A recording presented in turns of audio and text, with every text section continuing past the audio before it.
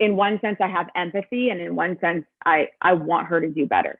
When I first saw the monkey emoji, I was just like, what the hell, Kathryn? Like, in my heart, I know I'm the furthest thing from racist.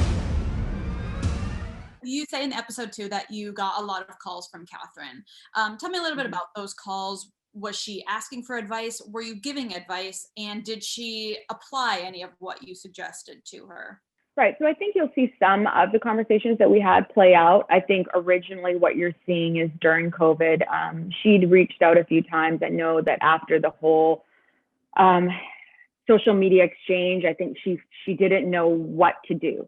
And I don't, in one sense, I have empathy, and in one sense, I want her to do better, you know, and I've said this multiple times. I'm not Vanita. I'm not Megan. I'm not my husband. I'm not a Southern Black woman that she has directly offended, but she's offended me sort of by transprop. But with that said, I don't have that. I have more of a bandwidth for mistake, you know, because I haven't had the generational trauma. It doesn't trigger me the same way it would maybe Vanita or Megan. So to me, I was like, okay, if there's anybody that's going to talk to this girl when they're ready, it should be me, because I don't think it's going to go over well with a Black woman. And I don't think she's going to get what she needs from a white woman. And so I might be the right person, but I also needed Kathryn to reach out to her friends. I didn't want to bail her out. I wanted her to, you know, I don't know her well enough. So I wanted her to reach out to Danny and Madison, and, you know, maybe we all get together and it would feel more authentic, because I feel like in the moment, because we're newer friends, I just was like, I don't want to just fix this for you or tell you how to fix it. But we had a lot of conversations, and you'll see those play out. And I think that the reaction for anybody when they do something that they don't know how to fix is to just bury their head in the sand. And I think that Kathryn, like any other person, was feeling that way.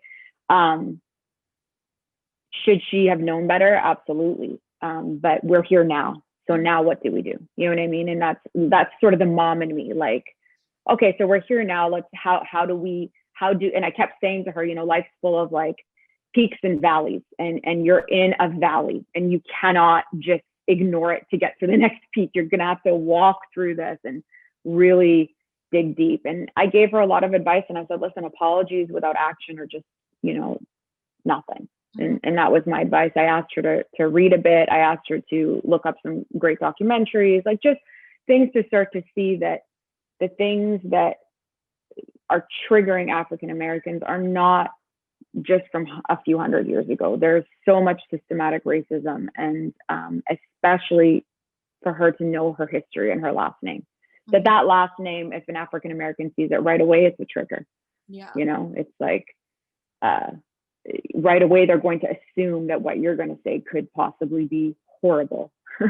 But, you know, if you were to overcompensate and say, listen, I'm aware that my name could be a trigger, but let me be, you know, the most respectful that I can be. And it's her, what do you call it? Like her cross to bear. You know, it's not something that's your last name. That's your history. That's the way you have to walk through life.